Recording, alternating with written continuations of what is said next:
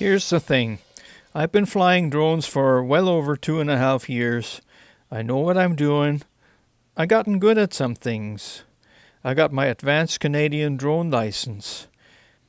So taking some pictures and some footage of someone's house who is actually trying to sell this place shouldn't be a problem. I got this, right? But like anything else worth doing, it is hard at first. In this video, you'll see some of the challenges, and honestly, I didn't see all of them coming. Jörg Schlagheck. The One. Hello and welcome to my channel. My name is George Schlagheck and this is The One. Today is the first time I got the opportunity to go to some client's house and capture some pictures and some footage with my drone.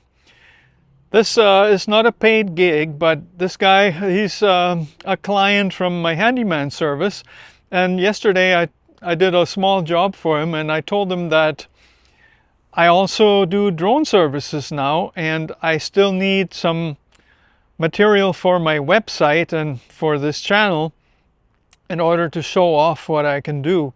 So I'm a little bit nervous, to be honest with you, because this, while it isn't a paid gig, it is kind of a test, how well can I pull this off? The house is up for sale, so they might actually use that footage and those photos that I take to faster sell their house, if I even get them ready on time. So I'm taking my bike that's right behind me there. Can you see it? Yeah, that's how I get around, because this is in the neighborhood. All the better. So wish me luck, and I'll talk to you once I get set up over there.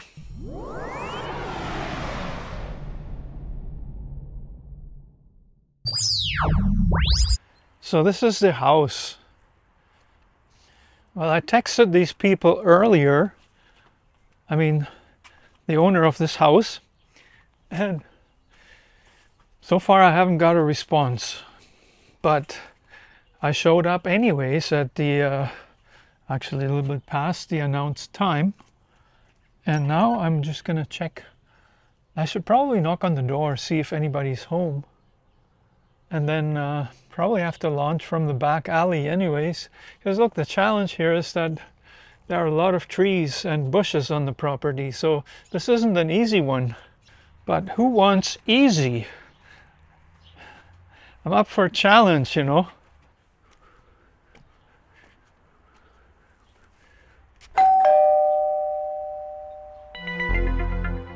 It doesn't seem like anyone is home. So maybe I'll work my way over to the back alley. But I don't know if I should be going through here. I guess that should be okay too. But back alley is probably better because it's destined to be wide open.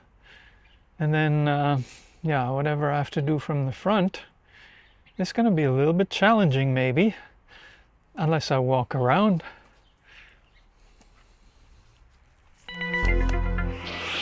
So this is turning out to be a tough one. There's a lot of stuff around this property, and now I'm being joined by a cat. Anyways, see, they're moving. They're already in the process of moving.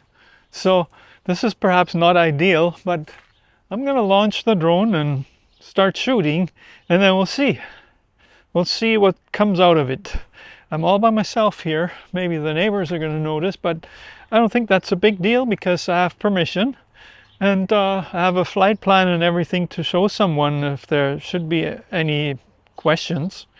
So off I go. Get to work. Ever since I started flying, I found it really challenging to get smooth video footage. It seems like no matter how much you improve, there's always room for some more improvement. However, what about photos? Like, how do you get the right angle to capture this house when there's so many trees around there and so many other obstacles? The other thing that was giving me trouble was the harsh sunlight. How do you get the right settings for that? You're either overexposed in some areas or you're underexposed in others. There's no happy medium. Well, it's really kind of simple and there's only so much you can do. The first thing I make sure is that I shoot in RAW. I have in my display the histogram and also the overexposure warning, as well as grid lines that help me compose the best picture. In very bright light, it always seems that overexposure is the greatest risk. So I put my setting slightly underexposed because it seems like I can fix the dark shadows much easier than the blown out highlights. When it comes to video, I try to keep my shutter speed at 1/60th of a second, so the number resembles double the frame rate, which is 30 frames per second. To accomplish that, I have to pick an ND filter. In this case, I picked the number 64, which is quite dark. So I did exactly what I was going to do. I exhausted 2 batteries, one just for the photos, the other one for video footage. I don't know how good and how much video footage is there. It is very, very challenging here because of all the trees. But I think I have enough to put together a nice montage between the photos and the video footage. And then, well, let's see. Sometimes it's more difficult. You know, you think you have something really good, and then when it gets around to editing, yeah. I have a 3rd battery here, but I'm going to call it quits. Another challenge here today is the extremely strong sunlight. It's harsh. From the one side, I get everything underexposed.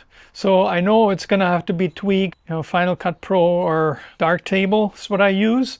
And I don't know how good this can possibly be. But from the other side, on the other hand, the light is very strong. But again, there are very harsh differences between the shadows and the highlights. But that's what the 1-inch sensor on the Air 2S is for. It's for a better dynamic range, so it should not be so bad at all. I have 2 options to process raw images off of my memory card. The first one is to use Darktable in conjunction with GIMP. I use that for the more challenging cases. Honestly, I thought all of these pictures were going to be super challenging, so I tried different settings in there and I couldn't quite get it right. See, you have the histogram and everything, but doesn't that look kind of off? The second option is Photos, the program that came with my Mac computer. Here, this is the raw image. And I'm going to show you the presets that I reached after some playing around with it. So once I got my right settings, all I have to do is copy and paste the adjustments and voila. I like the picture like that. What do you think? Leave me a comment. Looks too harsh? Nah, I think it's fine. But what about video footage? What if it's clearly messed up like this shot right here? I just repeat it over and over until I have one that I kind of like. And then I have a process in Final Cut Pro that stabilizes the footage and fills in the color, because my initial recordings are all done in 10-bit D-Log and the color profile is really flat. Color grading makes all the difference. I taught this myself through a lot of experimentation, and it's definitely not perfect. But I have some presets that I can use, and I can show you what I actually did if you're interested, so leave me a comment.